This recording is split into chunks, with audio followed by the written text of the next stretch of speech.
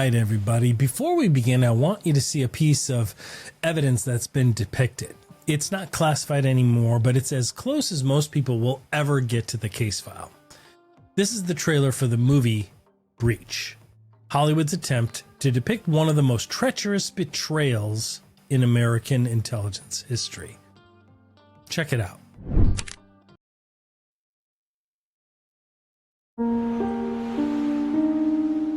You're gonna be an agent?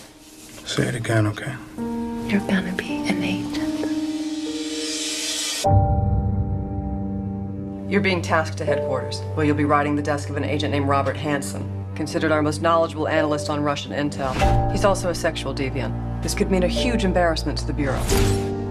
You're gonna keep an eye on him for us. Tell me 5 things about yourself, 4 of them true. I don't think I'd be much good at bluffing. That would have counted as your lie right there. Is there anything you can tell me about him? Sure. Take nothing personally. You know why the Soviet Empire collapsed? Good morning. Godlessness. God expects you to live your faith, Eric, at all times. I don't know what I'm supposed to be looking for. The guy doesn't drink, goes to church every day. Faith, family, country. Those are the things that matter. Come to admire him, I see. Yes. Respect him? I never cared about making headlines. Wanted to make history. He's a traitor, Eric. Started spying for the Russians in 1985. Good news is you're in the middle of the biggest case we've ever run. The damage he's done to the U.S. government is in the billions. It might be years before we truly know how many deaths he's been responsible for. Why don't we just arrest him? Can't do that. Director wants him caught in the act. What if he's smarter than I am? He spent the last 20 years outthinking Russian spies. He's smarter than all of us. Have you been in my briefcase? No. Don't like being scrutinized. Have to do something about that. He's parked outside your apartment. Where were you? I'm telling so many lies now, I can't keep them straight anymore. Are you finding this job stressful? Sometimes. Pray more. He knows the names of every source we've ever turned. Their lives are all at risk. I need to know if I can trust you. What are you doing? Who is calling you in the car? Put the gun down! I need to know if I can trust you!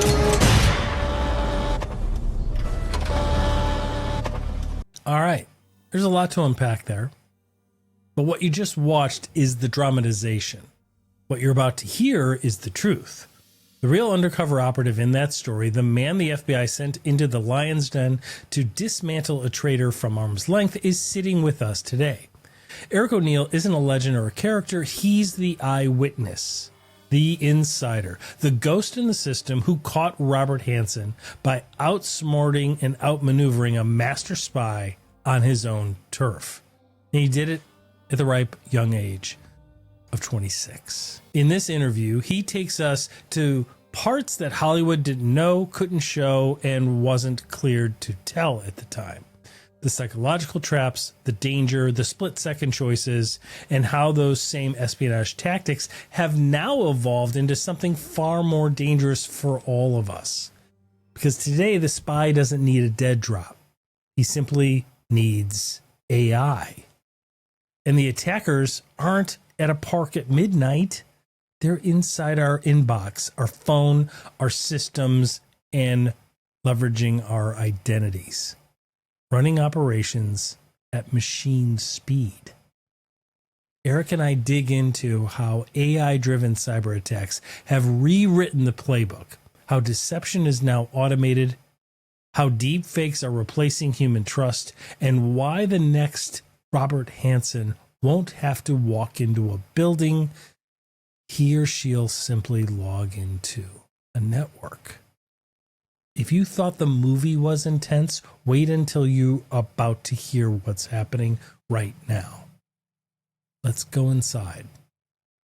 This is Cybercrime Junkies, and now the show. All right, well, today we're sitting down with somebody who just didn't study espionage. He lived it. He's the real-life undercover operative who helped bring down one of the most dangerous and damaging spies in American history, Robert Hansen.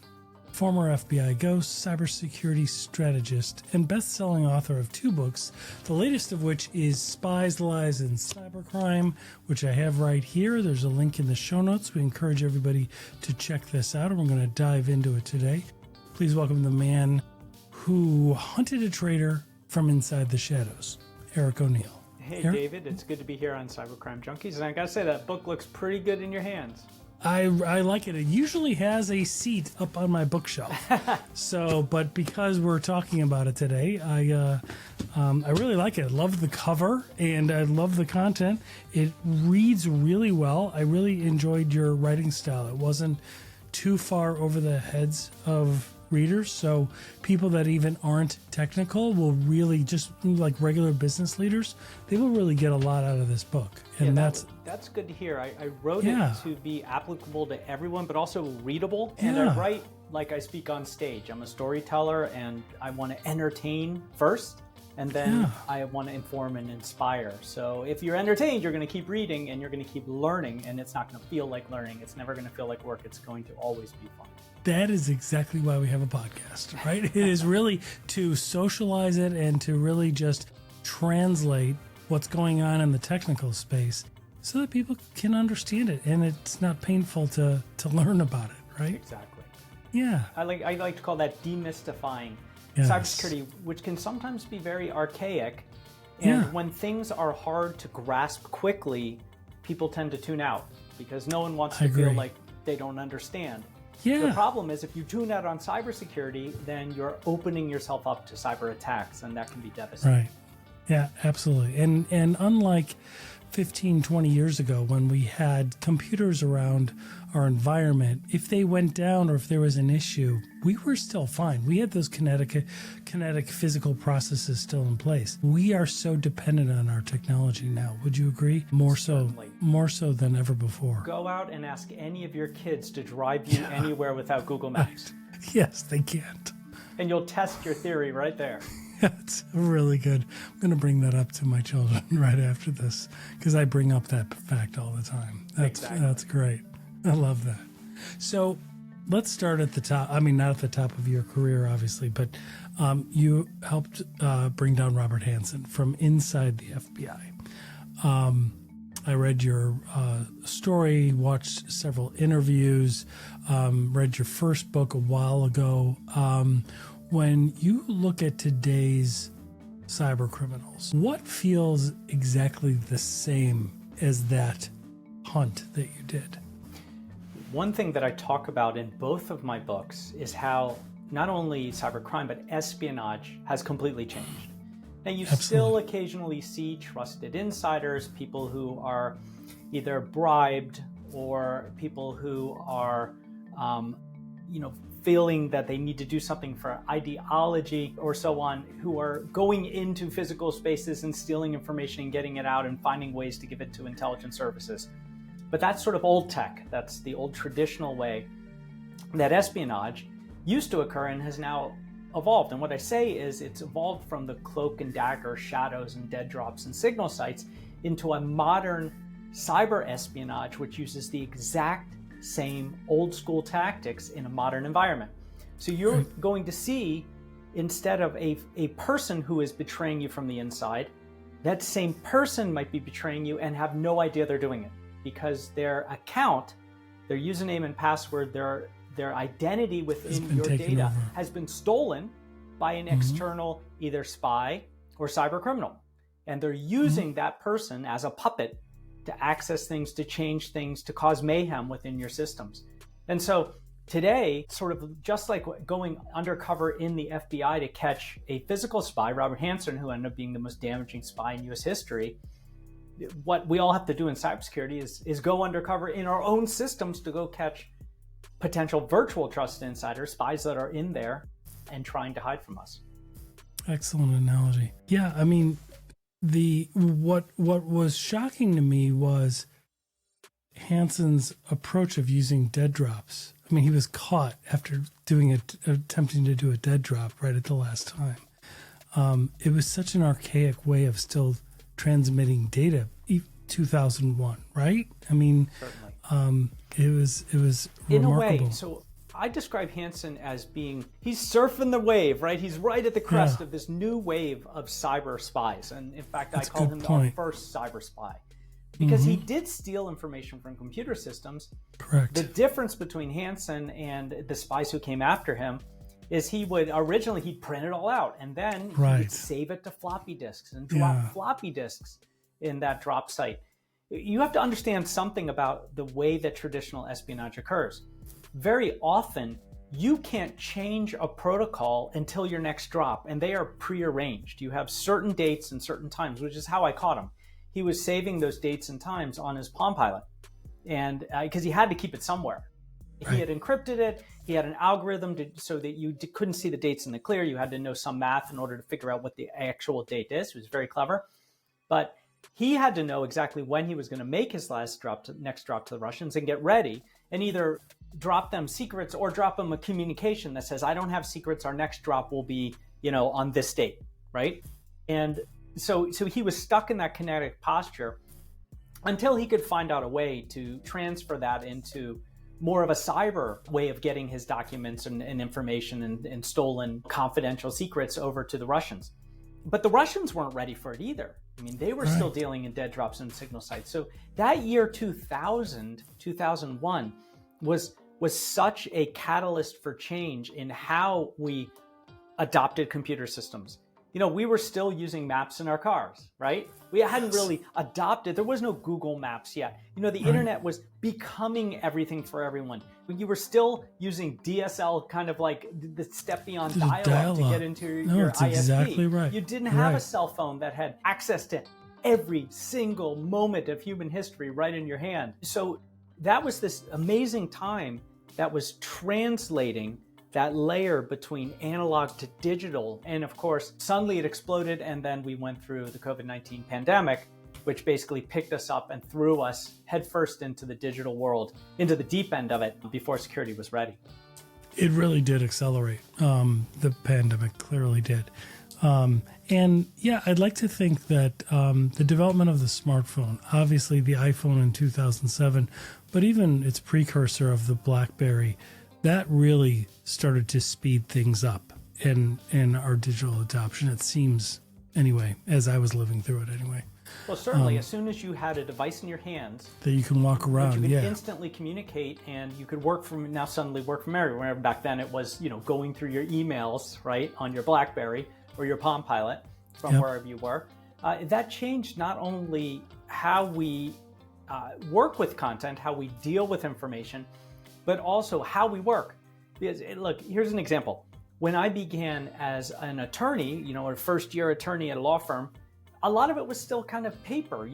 You would have to go use the stacks and in the books. I'm dating myself a little. And by the time I graduated, it was all Lexis and Westlaw, right? Using database systems and typing everything up and emailing your memos.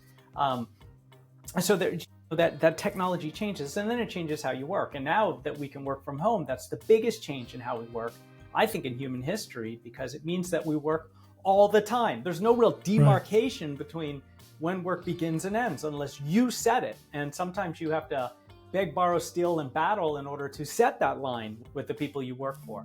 So technology always is good and bad. No matter how much it changes us, it always changes us for the better and for the worse. Absolutely. I wanted to ask you something. First of all, for the listeners, I have a separate episode just going into some of the details about Robert Hansen as a precursor to this one. I saw that and I said, wait, did my episode ever already air? No, my friend, no. I just thought it wanted, was really clever. Thanks. I just wanted, for myself, I do all of this for professional development, so I learn. I'm also fascinated by it. And I just wanted to do my own deep dive as well before meeting you and speaking with you. You had a great episode with Megan Kelly and several others. It's remarkable. I'm excited about the success you're having for the book. But before we get into this, I wanted to ask you, so you were very young.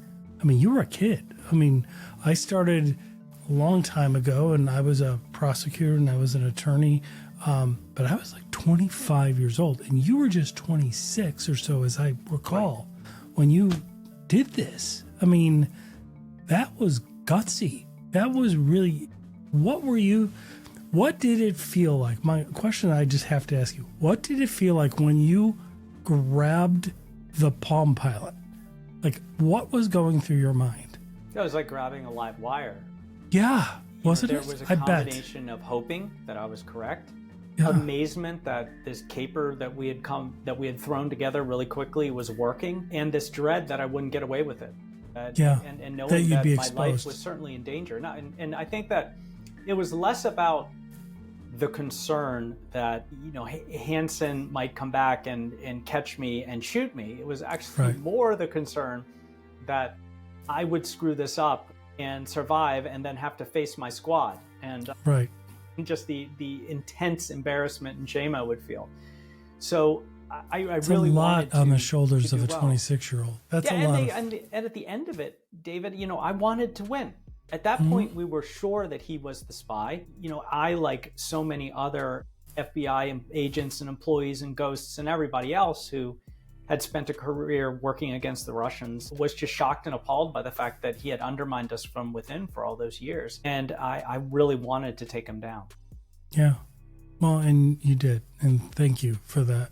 I mean, the country thanks you for that. And I mean that. That was a lot. That was a big accomplishment at such a young age. Certainly. And you've got to be like turning 27 going, well, how do I top last year? I think people said to me, how does it feel having just been in the center of the biggest case that you'll ever be in, no matter how long you stay in the FBI? And I said, what do you mean? You say you could be in a 25-year career here and you'll never have a case like that. That case doesn't at that come point, again. you're like, at that point, I might as well go into consulting because you're kind of done. I think that's a good rule of thumb to always get out when you're on top. Yes, and you did. I mean, that was brilliant. So what drove you to write this book? So I love the book. It's really, really good. And I mean that anybody that is interested in cybersecurity and true crime stories, you're really going to enjoy this book. You've got a lot of good stories in here, and you do a good job of translating the espionage, the traditional Cloak and Dagger, into the digital realm. Like, you really, it was very well played out. What drove you to write the book? You had prior success. I mean, is there something that triggered you, that drove you, that inspired you to do it? Well, I had written Gray Day, and part of the reason I wrote Gray Day is because there's the movie Breach, which is a movie that's made about me, and I wanted to write my own story because obviously the movie Breach is based on a true story and it takes liberties, and I wanted to write Gray Day, which is my story. But the reason I waited so long to write it is because I wanted it to be more. And so what it does is it looks at the evolution of espionage from the Cloak and Dagger to today's cyber attacks. And so in a way, Spies, Lies, and Cybercrime is a spiritual successor because it focuses on crime. Now, there's still plenty of espionage in there, but it focuses on crime. And I wanted to write a book that was very deep looking into cybersecurity, but in a way that people would pick it up and finish it. There are pretty much every other cybersecurity book out there. No one really finishes them because they're dry. They give you all the information you need, and sometimes they give you case examples, right? Like you were a lawyer reading a brief, but they don't do it in stories. And I am a public speaker first. I do keynote speeches all over the world and stand up on stages and in every kind of language, simultaneously translated. I don't speak them. And I talk about what we need to know to protect ourselves. And it's a passion of mine. So when you're standing on stage, you get 45 minutes and then 15 in Q&A. That's never enough to say everything you need to say, but you can in a book. And so what I wanted to do with this book is tell the story of why there are so many cyber attacks, demystify what the dark web is, and answer all the questions that people need to make themselves safe, secure, and happy in a time when cybercrime is the fastest growing business on earth. But the other thing, David, I wanted to do, and I sense from what you're saying that maybe this worked with you, is I want you to feel like you're a spy hunter. I want you to feel like you just went through Quantico at the FBI Academy and you graduated in counterintelligence and you're ready to go take on spies. And that's the feeling I want every one of my readers to get. And so it reads like a true crime thriller, where I've pulled back the curtain on a lot of the very traditionally confidential and secret espionage techniques that the FBI uses and other intelligence agency uses. And in fact, the FBI declassified a lot of information for me in telling this book. That's great to hear. Well, I mean, it's essentially a handbook on how to defeat cybercrime in various scenarios. One thing I wanted to ask you for the listeners or viewers, what are some of the top 3 things that you always tend to recommend that organizations or business leaders, especially some of the smaller mid-sized organizations that don't have, the luxury of very generous budgets to have all the systems in place? What do you really drive home for them? Well, I started a company called NexusShore a few years ago, and we do cybersecurity advisory, and we focus on the small and medium businesses, the SMB world, because we found that is an area where they don't get the same level of attention and advisory help from, as the big companies do. So we wanted to focus there, and I'll tell you the top 3 things that we see every time we go into a vulnerability assessment of a small company. The first is that 2-factor authentication is not turned on. And that doesn't shock me anymore.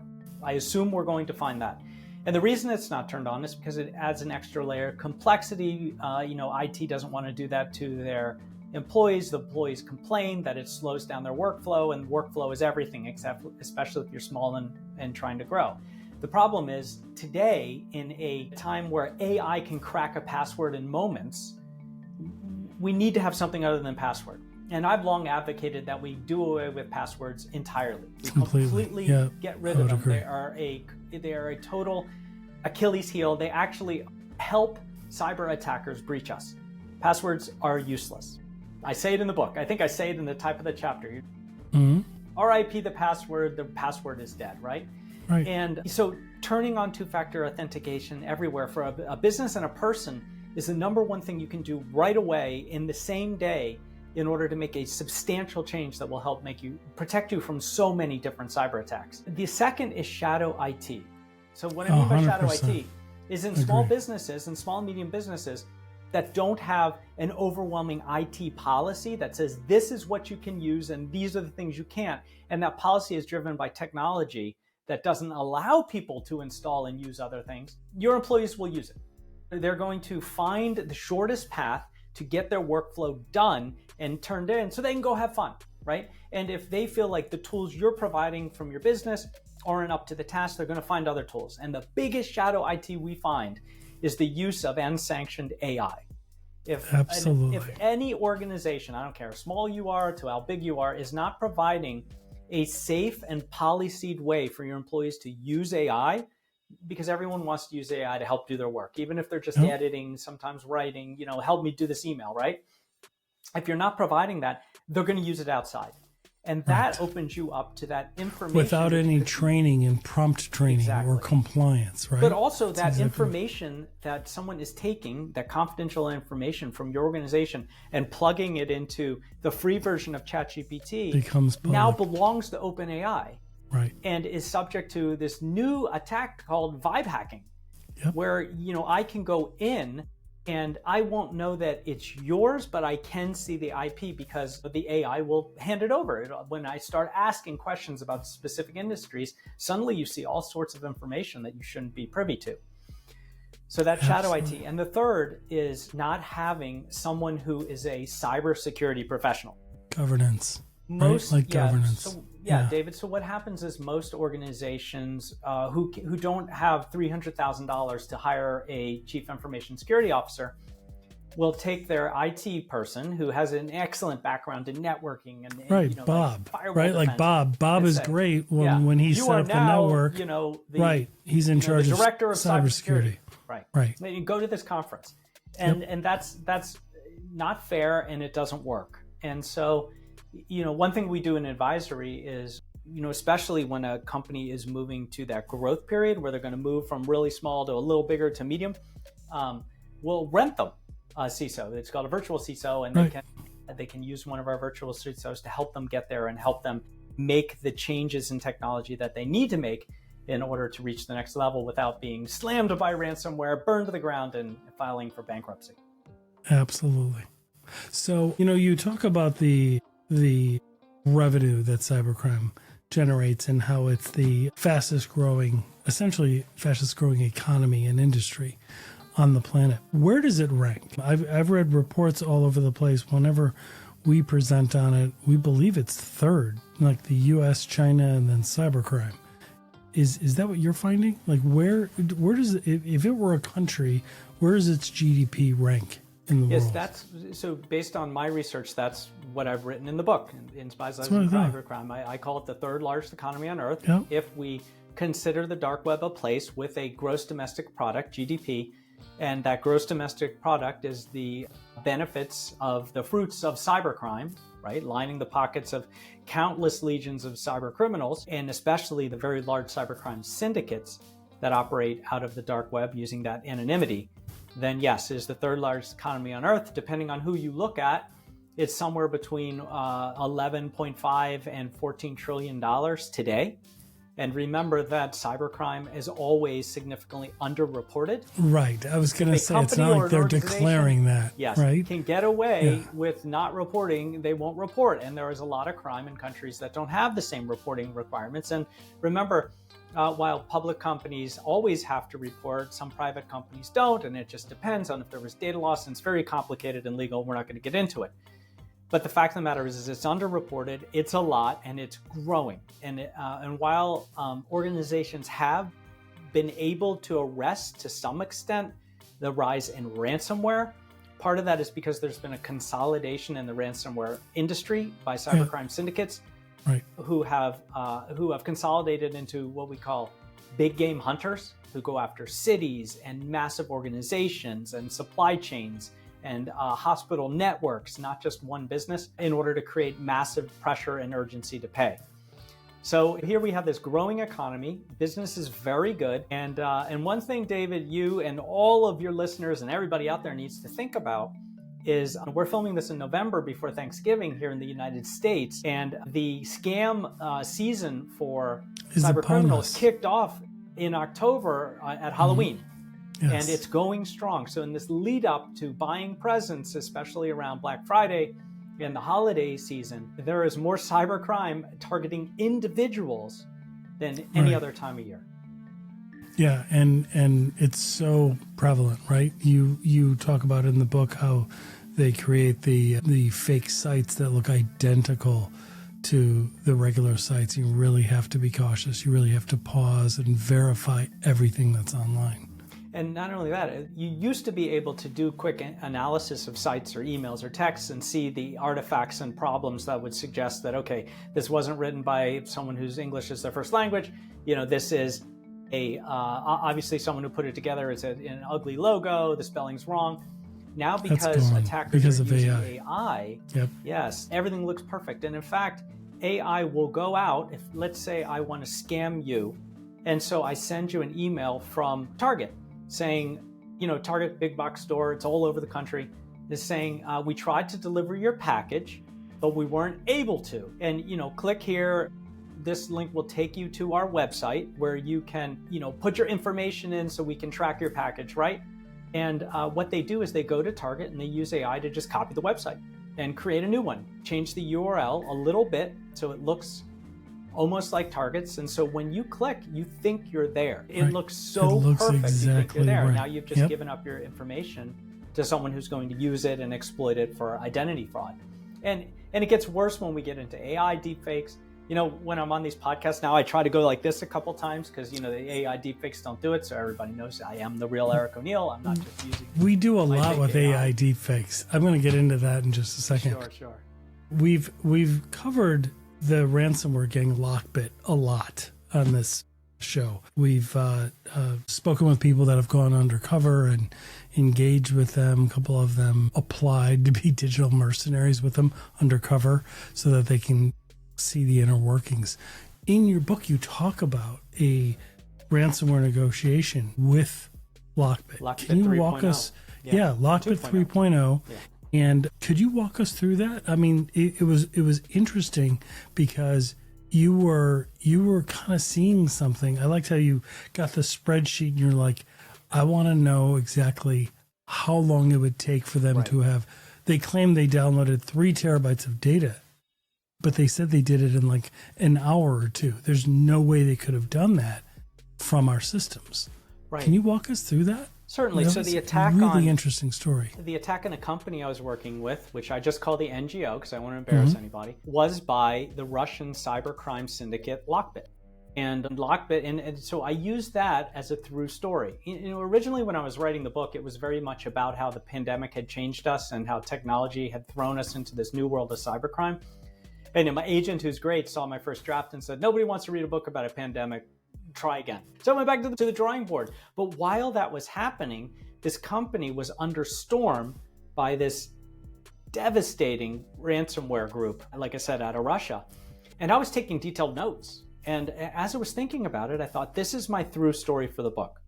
Taking this story and adapting it into the book is my through story that will carry my reader through every chapter. So as you're reading and you're learning about all these concepts in espionage and cybersecurity and cybercrime, you're also reading a thrilling true crime story and how I solved it. Now, I don't want to give too much away, David, but yes, one of the things that's really critical, that's actually the most critical when you're under attack, and this is part of resilience, is the ability to understand the who, what, and where of the attack, right? And the who is kind of the only important to understand, how sophisticated they are and how much you have to worry. But you have to know where they landed, right? You have to know how they got in, and you have to know what they stole. And what they stole becomes very important because that suggests how much disclosure you have to make to everybody whose data was just compromised, which can have massive reputational damage and be very expensive. But you can't know what was stolen unless you know where they landed or how they landed and where they went. So you need to know their dwell time. How long were they in your environment? And part of the story was I realized this guy's saying that they stole 3 terabytes of information, which is basically all the information on their headquarters server, which would have been devastating for the organization because they are a humanitarian group that helps people all over the world. And they had all their lists of people that they help, which could be very dangerous in the wrong hands, especially in countries where if you're being helped by a American non-governmental organization, you could be subject to terrorism. So the company was devastated by that and worried, and considering paying Lockbit. And I was thinking, there's no way. I mean, I've used these systems; they're so damn slow. There's no way this person was able to steal this much. And we were able to do some math and some good work with spreadsheets and some good understanding of dwell time.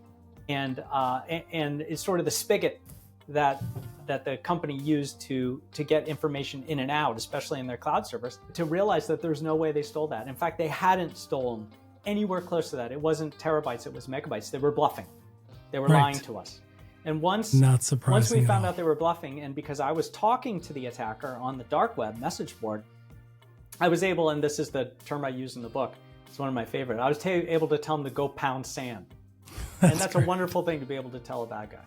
I love that.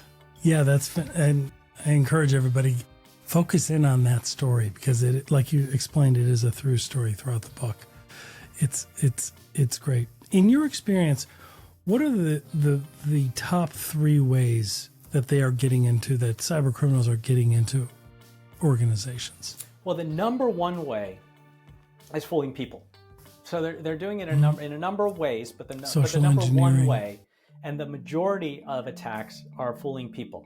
Now, you want 3, so let's start with failure to manage your systems. So for example, now what cyber criminals are doing is they're using their own AI, because the dark web has their own AI, and they're using their own AI agents to constantly probe and test networks and systems and their target business, right? Or agency or organization. And so that AI agent will sit there and just be a cyber attacker and find that unpatched resource, that vendor who has weak cybersecurity, and start testing to find a way in. And then when they find that flaw, you hand it over to a human, and the human launches the attack. But the majority of attacks, because organizations tend to have at least a minimum level of cybersecurity to keep that out, happen by traditional espionage. And this is where we get into impersonation, deception, confidence schemes, right? What they're doing is they are crafting very clever deceptions, pretending they're someone you trust, pretending they're getting to know you and then gaining your trust, playing the long game in order to get you to trust something that is not true or can cause you harm. And so a great example of that, right? The most basic example that people still fall for is the spear phishing email.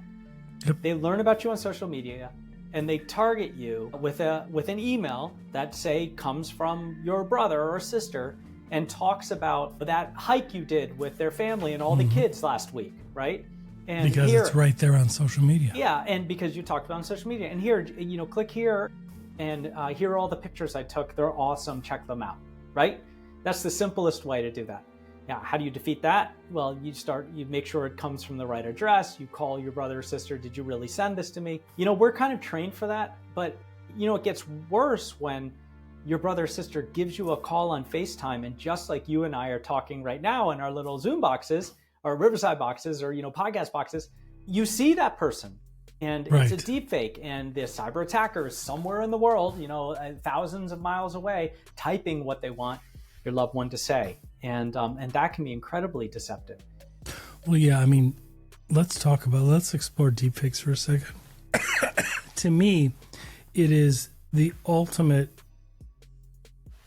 checkmate when it comes to social engineering, because you can send a spear phishing email or even a phishing email, but then when you follow it up with a calendar invite for a Zoom meeting, right, and they can ask all of the questions that they would have, and you're there, and even though it's not you, it's the virtual you, and you're answering all those questions, you're alleviating all that concern, right? They feel like they're verifying it, but they're verifying it through the deepfake call, right? When in reality, what everybody needs to do is to pause and go through a trusted channel that they already know the person's at, right? Exactly. Text them, walk down the hall, actually call them on their cell that is their number.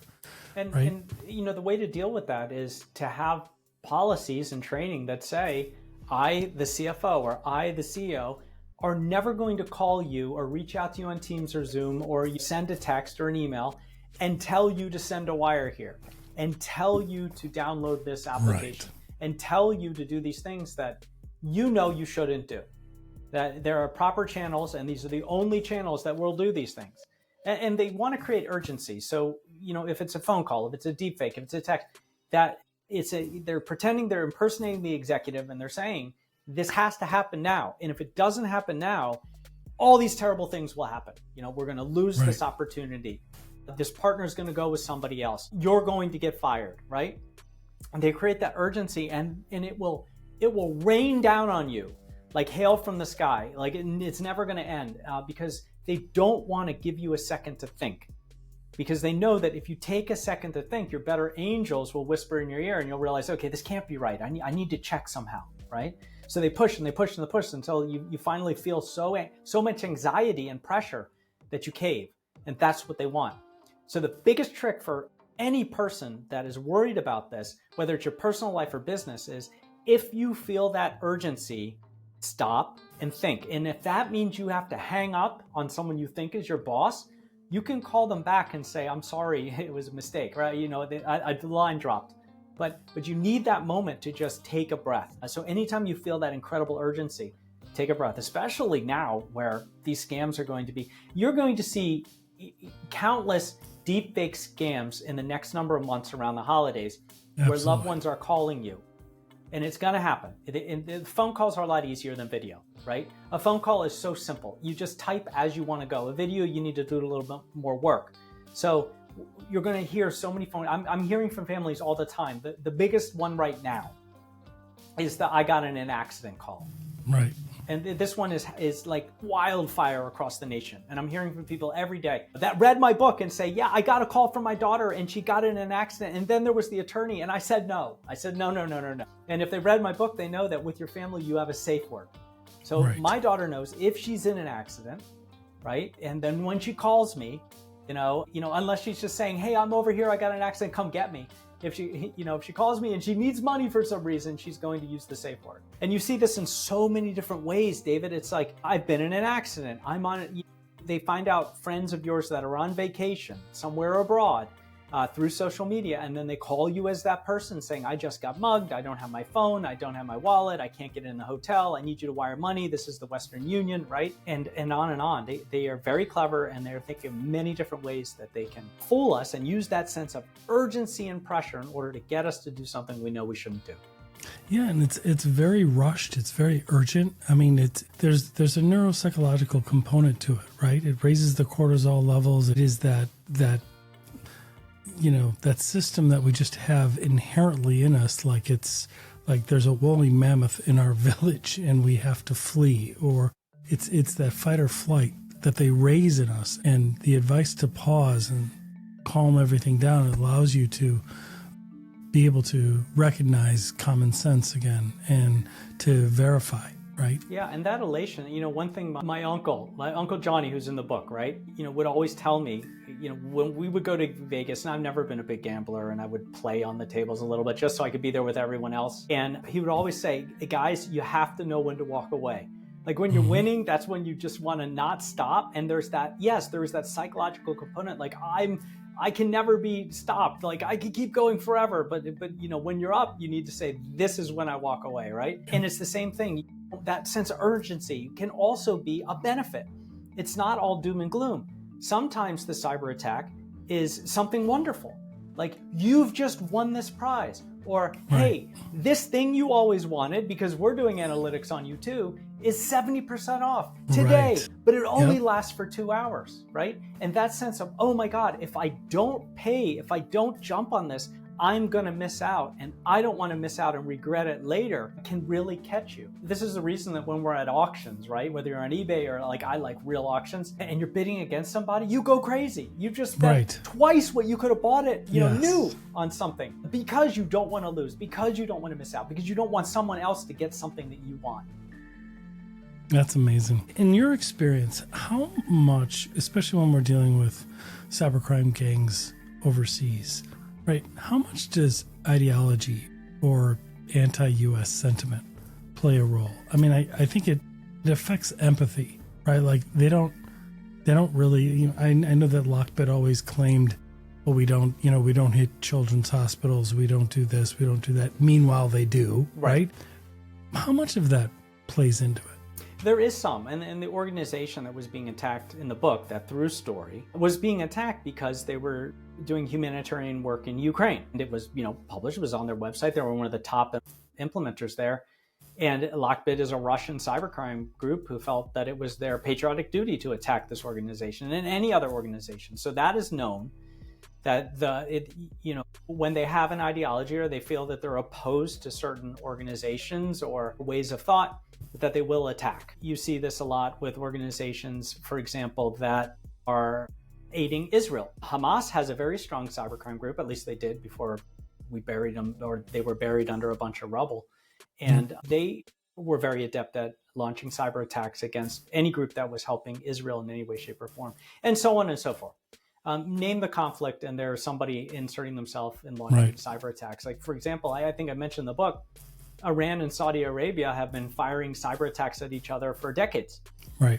Some of the great innovation in cyber warfare comes between those two countries. And of course, everything Iran learns launching attacks against Saudi, they use against us. And these countries allow their criminals to attack the West because it benefits them. If we are reeling from critical infrastructure or massive economic cyber attacks, then that benefits a China or Russia or Iran or North Korea, who are the big four purveyors of these things. Yeah. And even the flow of money, right? I mean, if they can bring in millions of dollars into their village or over into their economy, which we're not going to trade with them necessarily, and generate that, it's not really considered a crime. Well, like some countries they're not going to be are just prosecuted criminals, for. Right. So North Korea, that whole country is a criminal. The whole government. They, it just came out, and I'm actually publishing this in my next newsletter, that 5 people were arrested here in the U.S., including a former Army service member who are working for the North Korean government, allowing them to use their internet addresses as server farms to launch attacks so that job applications from North Korean spies and cybercriminals would look like they came from within the US. And what these guys were doing is 136 different companies were compromised by hiring people they thought were US citizens with, these great backstories that were just real identities that were stolen, but were actually puppets of North Korean cyber attackers. And they would get into the business and then they'd actually do the job. They would use AI to just do the job for them. They wanted the income. And then they'd get the income, and then they would also steal information, right? Yeah. But yeah, they were making a ton of money off of these people's salaries and data theft. And that's just the government acting like a criminal. Yeah, absolutely. You talk about being an email archaeologist. I was fascinated by this concept. Can you walk us through that? Well, I'm a big fan of Indiana Jones.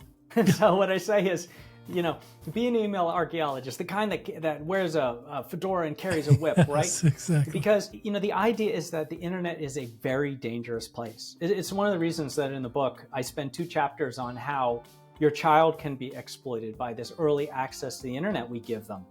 When we give them a phone, and now everyone in the world who wants to exploit them suddenly has a direct link to them. But when you receive an email, and now today when you receive a text, when you receive a direct message on social media, or even a comment on something you've posted, any way someone can connect to you, you have to be careful. And the idea of an archaeologist is someone who is careful. They're in the tomb, there are traps everywhere, they're not just charging in.